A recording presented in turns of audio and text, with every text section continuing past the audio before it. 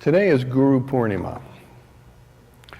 Guru Purnima happens on the full moon in July, when the moon is in Capricorn in the Vedic system, and the sun is in Cancer. And this time is considered to be the time when the mind is most receptive to the experience of higher energies and profound teachings. And so it's called Guru Purnima. It is also the time in, let's say, among all of the religious and spiritual traditions of South Asia, when people particularly remember and honor their teachers.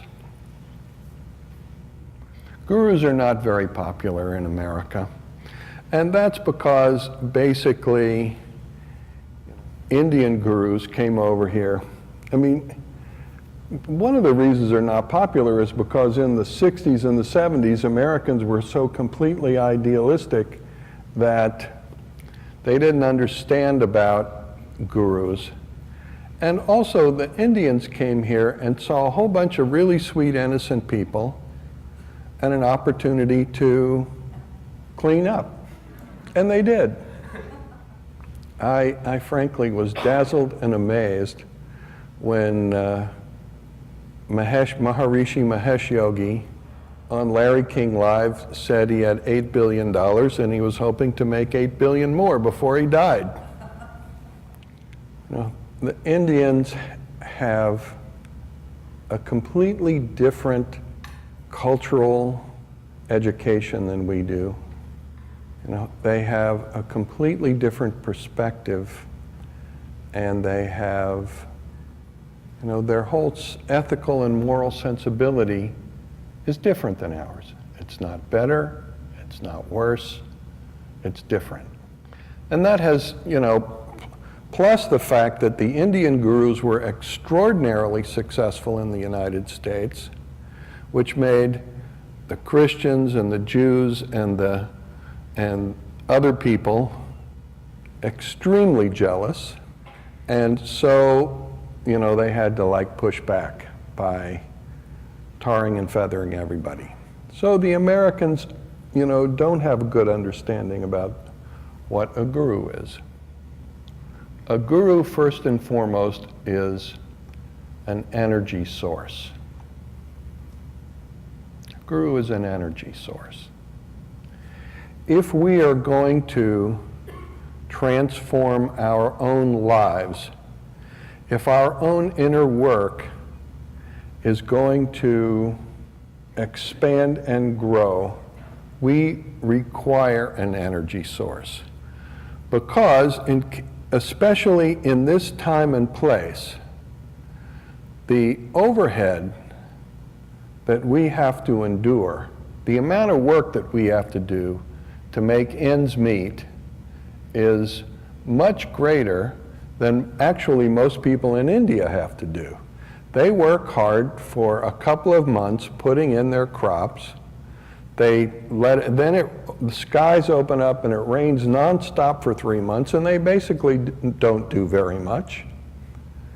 And then they have to work hard to harvest the crops and winnow the rice and wheat and et cetera.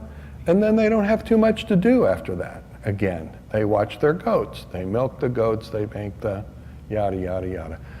It's not a life that is going to sustain, you know, 3 computers and Wi-Fi and a smartphone and a tablet and, you know, cable TV and 2 cars and 3 toasters and 6 washing machines and an electric coffee maker.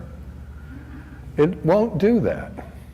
But the fact of the matter is you don't need all that shit anyway. So, but we do. This is our culture.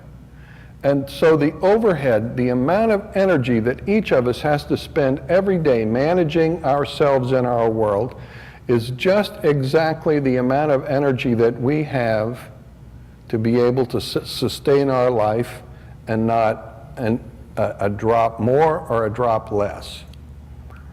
And if we are going to really find the strength to reach inside ourselves and begin to evoke from within us a different and richer, finer quality of life, which each of you, anyway, who are here, understand somehow is available to you. If you are going to have that experience, you need some extra energy to do it, because you're already committed to the max and with the the life that you have. And this is also how it played in India a lot of the time,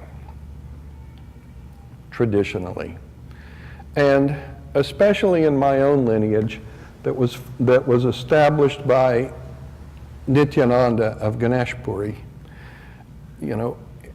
Really Nityananda was an incredibly simple human being who never owned anything and wouldn't even wear a lungoti unless, one of his disciples pleaded with him and put it on him.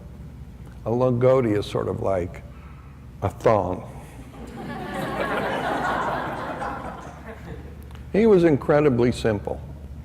And for me, he embodied the ideal of an Indian spiritual guru, or even any guru, in a couple of ways. One is, he didn't touch money with his hands ever. And if somebody wanted to give him something, he might say, oh, take it over there and give it to those children. Or give it to this person. Or leave it at the feeding program that has been set up. He never touched it himself. He didn't want a penny. The second thing is, for him, and for my Guru Rudy, his disciple, and me, it's about love. It's not about anything else. It's about love. It's about respecting everyone as they are, and loving everyone as they are, and being available as a resource for the personal and spiritual transformation of anybody who makes that choice unconditionally. And I know in my own life, until I met Rudy, really I didn't see a life that was worth living in front of me. I had gotten out of college and was interviewing at insurance companies and in Indianapolis, Indiana. Eek! And I knew that life was not for me. And somehow, through the grace of God, I met Rudy, and immediately, through the power of his presence, which was extraordinary, and the depth of his energy, which was tremendous, my life in 2 seconds was changed completely and forever. And anything that I have done since then, and anything I have accomplished, and the extraordinary community that is of all of you, who have been with me for the years that we've been together, and all of the accomplishments that we've made together, everything we've built, is really the grace of my own Guru. And it has been in my life the greatest joy to be in the company of my Guru and to experience the enduring connection to him, which has inspired and nourished and sustained me for the 40 years since he passed away. Sitting at his shrine this morning, his physical remains are just on the other side of that wall, was a profoundly beautiful experience for me. Though a lot of people in America complain about teachers, they say you don't need one, they say, whatever they say. My own opinion is spirituality is not yet another mental model that we are trying to evolve. It's not a mental model. It's not a set of beliefs. It's not even a set of practices. It's definitely not a set of ideas. If you replace whatever spiritual, whatever religious system it is that you may have been brought up in or have lingering samskaras of, if you replace that with a different system, say you become a Hindu, all you did was trade one box for another box. When, as human beings, who are completely mature, we don't need boxes. We need boxes while we're growing to help us stay focused. We need a context. And a guru provides a living context that is not about boxes, but about acceptance and love, about grace and balance, moving through an extraordinarily tense and confusing world. It is about loving everyone, irrespective of the tensions, and continuously, by living in the deepest place from within ourselves, evoking that in the world around us, by holding to the deepest place within ourselves, evoking that quality around us. So I am deeply grateful to my gurus.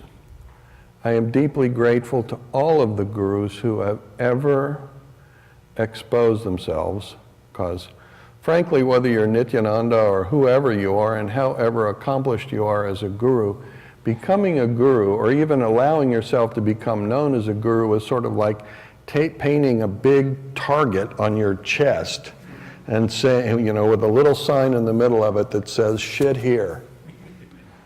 Isn't it? Great job description, huh? And Nityananda had that. However simple he was and however extraordinary, he had that experience. Rudy had that experience. I've certainly had that experience. Everybody who has ever cared enough to open themselves completely to God and the ultimate reality and then remain in the company of human beings has had that experience. And so I am deeply grateful to those people, because it is because of them that the world has whatever goodness in it that it might have. When I met Rudy, he didn't hand me an application form and say, "Fill this out with your insurance card number." He didn't, ask me for references. He looked at me and he hugged me. And then he said, "I'm really glad you're here, but you're 2 weeks late, you schmuck. Where in the hell have you been?" I had no idea what to say to that. I was spinning. But his total acceptance and love of me, even though I was a schmuck at that time, I was. I had just walked off the streets of Bloomington, Indiana, and I was hammered. And he accepted me, and he loved me, and he gave me the opportunity to work. And that work, on every level, transformed me.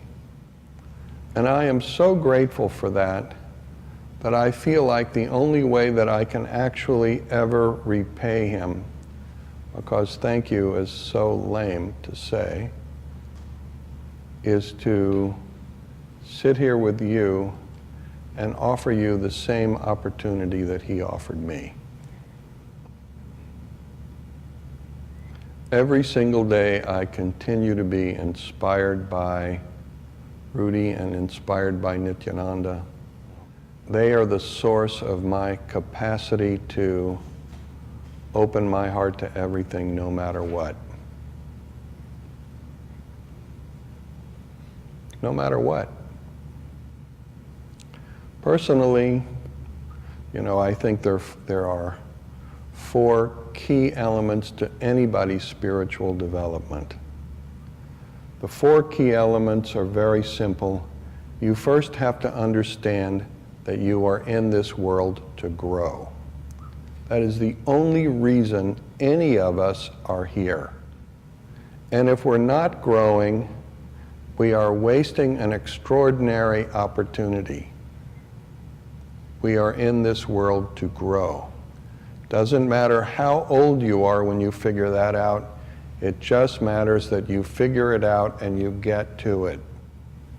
To think about what it means to grow, to go deeply into the understanding of growing becomes, our guideline every single day. We get up and we say, I'm here to grow. What do I have to do? And from within yourself, you will know. That's why we meditate. We sit, we make contact with the deepest part of ourselves, and we say, what do I have to do to grow? And your own heart and soul will speak back to you. The second thing I think is really important, central, is a guru. Because without that energy, without the sun, no plants grow. There's no life on earth without the sun. A guru is to our spiritual lives as the sun is to the material, physical life on earth. The third thing is the circulation of the energy, which means understanding yourself and your own resources and your own mechanism, knowing yourself. And the fourth thing, which is pivotal in our spiritual lives, is service. A life of service. Understanding that, we're not here to get, we are here to give. We don't grow by getting, we grow by giving. These are the things I learned from my teacher that I think are really important that I'm passing on to you this evening. And however it is that you take them and whatever you do with them, they're yours and God bless you. However it is that your individual path of growing goes, in whatever way, in whatever context, with whatever nourishment, this is up to you. You paint your own canvas. In whatever way that happens, growing is the only reason and the most profoundly beautiful and satisfying reason to be alive. And in your work, sincerely, with the blessing of my gurus and their gurus, I sincerely wish you well. Namaste, everyone.